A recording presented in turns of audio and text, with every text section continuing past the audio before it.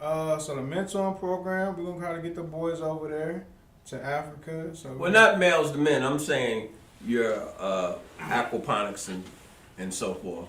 So yeah, right now we looking to build and expand, build our facility. We've been pretty much sitting on some designs, some renderings, award-winning design that was designed by HOK Architectural Firm, and so we've been sitting on there for about 2 years. So hopefully this is the year that we get our facility built out, and it'll be something that's sustainable, something that can be duplicated and implemented in other cities. And so that's what we're going to focus on, is once we get it built out and we get it down, and we want to take it to other places and other cities and even other continents like in Africa. So we're in talks now with maybe possibility getting something built there in Ghana. And so, the doors are pretty much open to travel and get these things built in other places.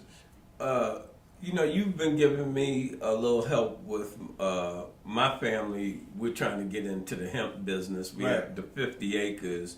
Are they doing anything like that over there, or is it cost effective? It's really cost effective because they have a growing season. There's 4 growing seasons a year over there, as opposed to here in the States where it's only 1 growing season. They haven't started growing it over there yet, but it was like a $50 million investment.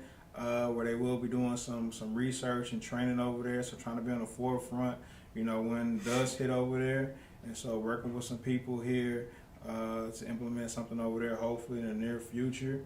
And so I think as far as the human capital, when the weather's concerned, I think that there's huge potential to do business over in Ghana. The only issue is that they have a lot of China influence in Ghana.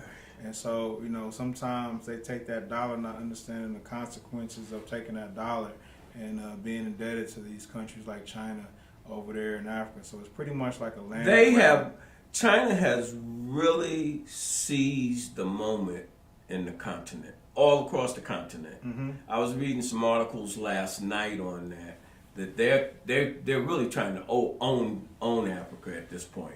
Yeah, they understand that's how China works. They come in and provide you some funds to the do roads, whatever it is. the different, yeah. Yeah, and then they bring in their own people right. to do the work, and they don't hire the people or the native people that's there. So that's an issue that we just have to figure out, to understand that, whatever China has to offer, we have brothers on the United States side as a collective that we can do the same type of infrastructure, in the motherland as China can do in Ghana. So, once we open up those gates and we realize our potential, which I think this year they should see the opportunities and the business potential that we can have together, I think that would help out a lot and maybe slow down Chinese influence, at least in Ghana, as I know they're already there in place. All right, I'm going back to the hemp.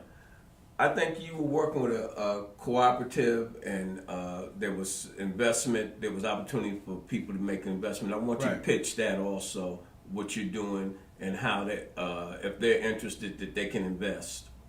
Yeah, so with the whole medical marijuana, there was a lot of hoops and barriers that didn't allow a lot of African Americans to get in Missouri, in the whole license process, where you have to have so much money, lawyers to write it. And right now, there's a lot of lawsuits being drummed up because there was a lot of foul play in the process there. And so hemp was a lot easier to get into, where the barriers wasn't as stringent as the medical marijuana. So we have opened up an opportunity for people to invest in some greenhouses and shares into growing hemp and having a product. Give them some information on how to contact if they're interested.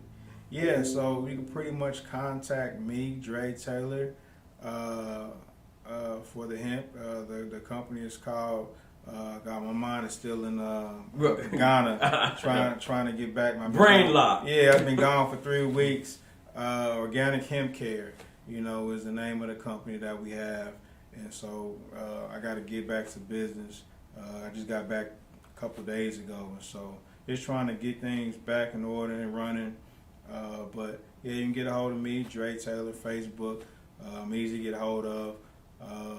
Males to Men, if you got a boy that want to get mentored, males to men at gmail.com, or the Facebook Males to Men. pretty accessible to be reached, and I can talk to you more and send you some information about either or the hemp or the mentoring program that we have available. In closing, is there anything that you would like to tell our audience? Go to Africa. Go to Ghana. Go to Tanzania, South America. Get you a passport. See the world. Life is bigger than, Kansas City or Missouri or United States of America, the Caribbean, the DR, Jamaica, Mexico. Go back home. Quit trying to go to Europe and see those things. That's cool and all, but go home. Dispel the myths that we've been taught that, Go where you're loved and appreciated. And they will appreciate you there. They will love you and welcome you there. They won't look at you funny. It's a whole different feeling, man, where you ain't got to worry about police getting behind you because you black. You're not gonna. You go in the store, you ain't got to worry. You don't got to worry about it, man. The crazy thing about it, like it's a country of commerce, so everybody's selling something. So all the street vendors, they leave their stuff on the streets at nighttime. They don't take that stuff home. Their stuff is sitting outside. Their livelihood is sitting outside, and they don't worry about people coming to steal their stuff. And that's crazy because if you put something outside, whether you're in the nice suburbs of wherever you live at or you're in the hood, you can't leave nothing outside of valuable because somebody's going to steal it.